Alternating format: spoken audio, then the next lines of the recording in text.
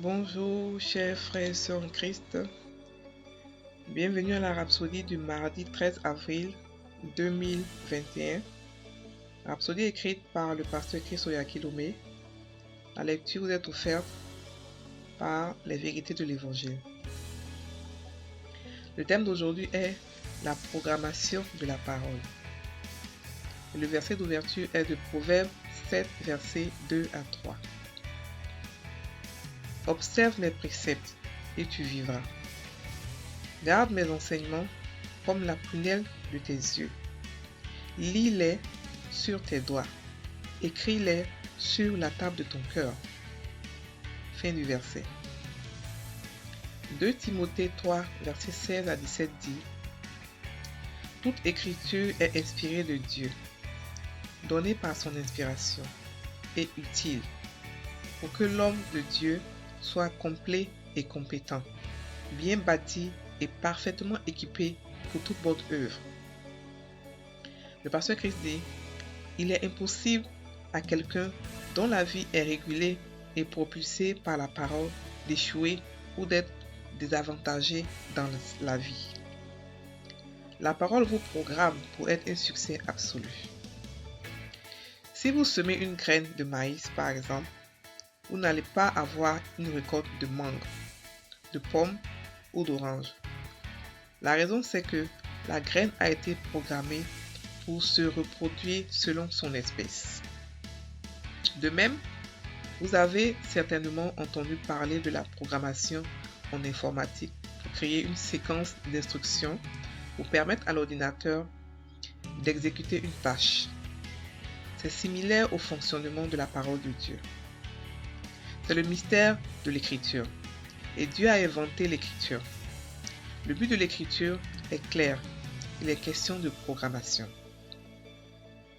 Quand Dieu vous parle, quand sa parole vous parvient, ce qu'il cherche à faire, c'est d'écrire le programme et de l'enregistrer dans votre cœur, de sorte que vous puissiez continuer à le traiter à cause de ce qu'il a fait en vous. Psaume 82, verset 6 dit: vous êtes des dieux, et vous êtes tous enfants du Très-Haut. Il a fait des créateurs, vous êtes un innovateur. 1 Corinthiens 6, verset 17 dit: mais celui qui s'attache au Seigneur est avec lui un seul esprit. Il vous a amené en union avec lui-même et dans sa classe d'être. Pas étonnant que Jésus ait réitéré les paroles que nous avons lues dans le psaume 82, verset 6. Dans Jean 10, verset 34, la version amplifiée, il dit: n'est-ce pas qu'il est écrit dans votre loi, j'ai dit, vous êtes des dieux.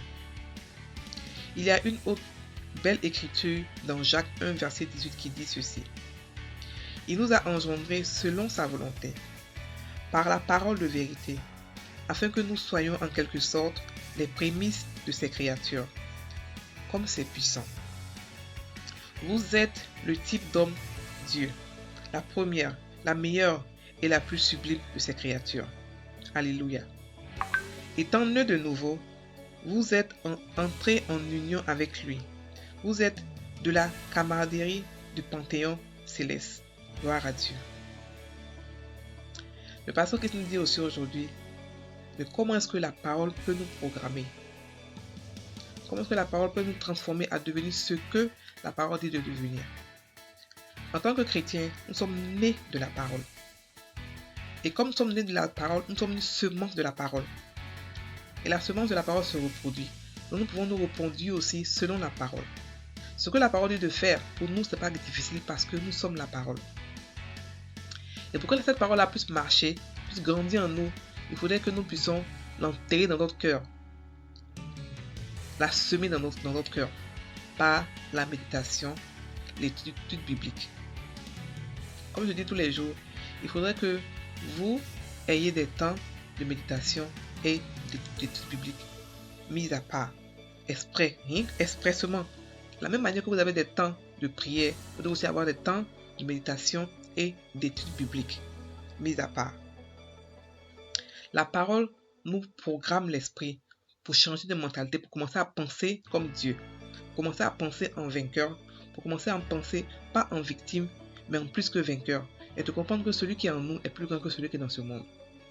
Lorsque la parole n'est pas ancrée en nous, n'est pas programmée, n'est pas ancrée en nous plutôt pour nous reprogrammer, nous vivons une vie de vaincu ici en tant que chrétiens, alors que nous sommes des dieux. La parole nous donne la conscience d'être ce que nous sommes.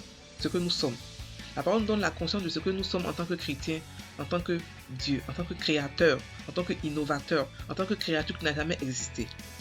Nous sommes la perfection de Dieu. Il n'y a pas plus parfait que nous de toute la création que Dieu a fait. Nous les chrétiens, nous sommes la perfection de Dieu. Nous sommes sa gloire, nous sommes son œuvre. Mais nous devons être conscients de cela par la parole. Nous devons être conscients de cela en étudiant la parole, en la méditant. Donc frères et sœurs, je vous exhorte aujourd'hui à pouvoir mettre de côté un temps pour vous faire reprogrammer plutôt par la parole, pour commencer à penser et à agir comme votre Créateur, comme votre Père qui est Dieu. Parce que nous sommes aussi des dieux. Donc vous allez prendre la confession, vous allez répéter après moi. Je marche dans la vérité et les réalités de la parole éternelle de Dieu. Je suis le type d'homme-dieu parce que j'ai la vie et la nature de Dieu dans mon esprit. Je fonctionne avec précision et maîtrise, excellence et perfection. Je suis un créateur, un distributeur et un partisan des bénédictions éternelles. Je domine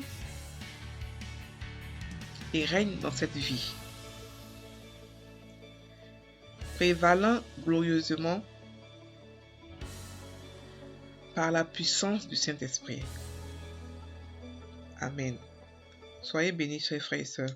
Passez une excellente journée en Christ. Amen.